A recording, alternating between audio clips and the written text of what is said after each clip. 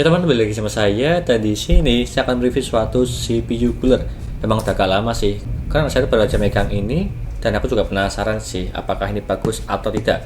Sebenarnya di video yang udah agak lama, saya tuh pernah mereview ya serinya ini, tapi yang serinya RGB, tapi kalau yang ini serinya black. Tapi kurang lebih sama lah dari segi performanya, cuma yang membedakan dari segi tampilannya aja. Intinya seperti itu. Dan yang ada di sini, ini adalah Thermaltake Assassin X120 Refined SE yang berwarna hitam.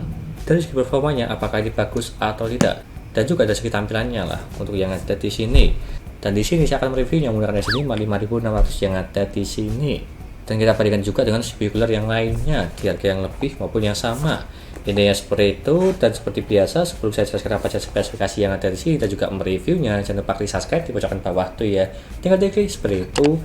Lanjut, yang pertama yang ada di sini dari segi boxnya, itu berwarna hitam, putih, dan juga cakep lah, simple, elegan. Dan kita buka dulu dari segi dalamannya apa aja sebelum saya bacakan spesifikasinya.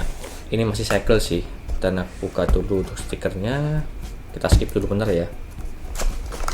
Dan aku buka isiannya. Di bagian dalam ini ada cara pemasangannya, kertas manual, ini kertas garansi, ini ada busanya, dan juga di bagian dalam sini ada CPU coolernya.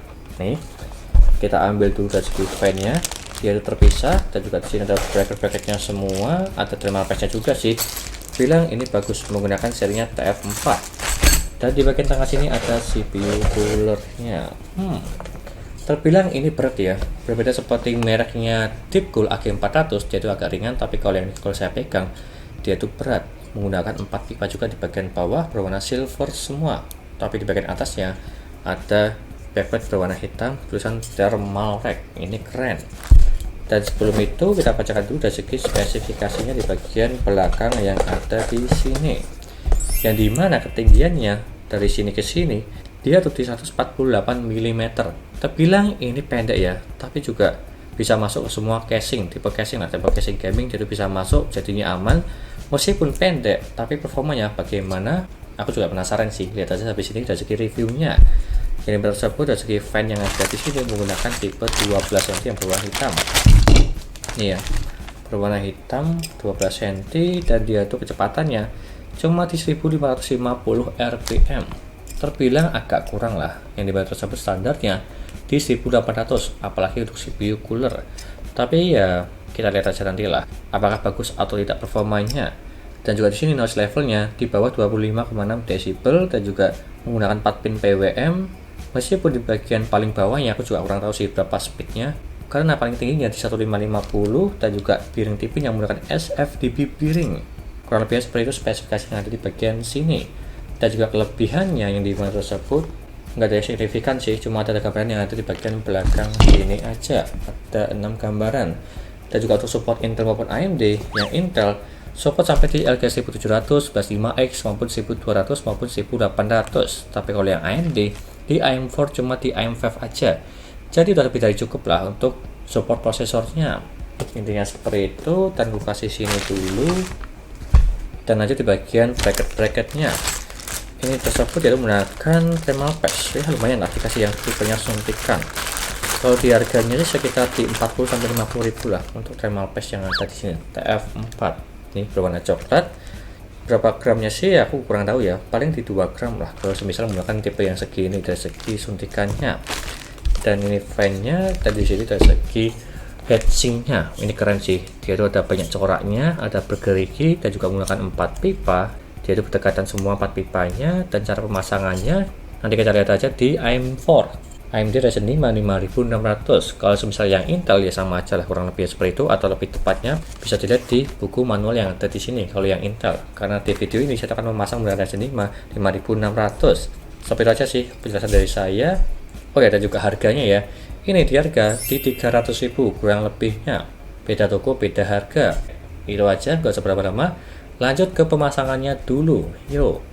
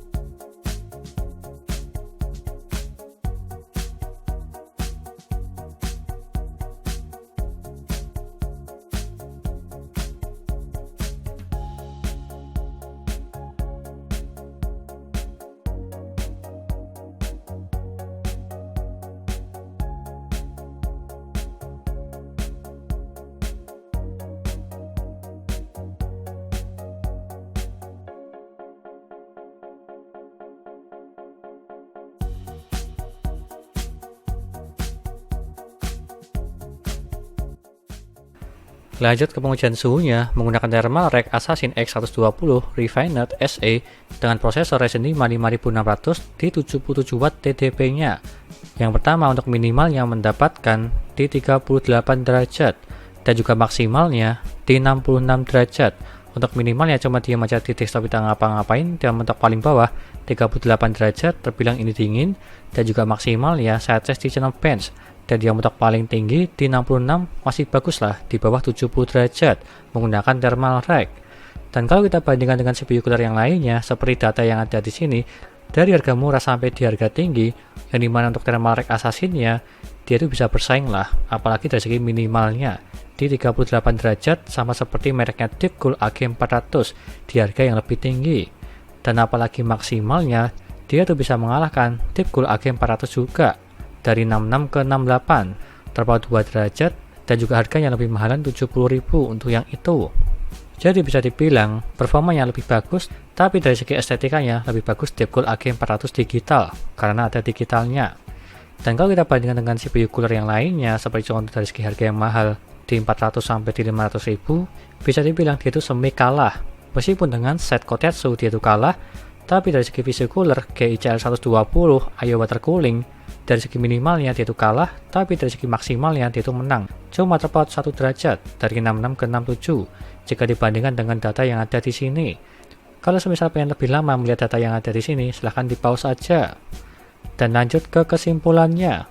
Di harga 280.000 apakah ini worth it atau tidak? Kalau aku pribadi terbilang ini worth it, tapi tergantung selera kalian.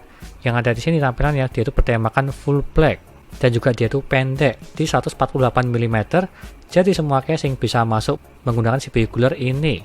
Dan yang paling bagusnya dia itu heatsinknya berat di 630 gram. Jadi kemungkinan performanya dari segi heatsink yang ada di sini daripada fan-nya ya, karena fan-nya di 1550 rpm-nya. Jika lo diganti fan yang lain dengan kecepatan di 1800 atau di 2000-an, kalau menurutku ini lebih bagus performanya atau bisa lebih mendinginkan lah, karena berbeda dari segi fan speed-nya. Meskipun speed-nya di bawah 1800, tapi dia tuh bisa mendinginkan dan juga bisa bersaing lah dari segi maksimal maupun minimal dengan CPU cooler lain.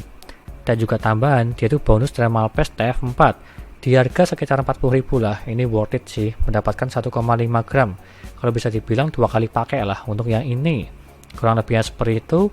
Dan jika lo berminat silahkan beli aja, linknya ada di deskripsi untuk yang ini, Thermal Rack Assassin X120 Refined SE.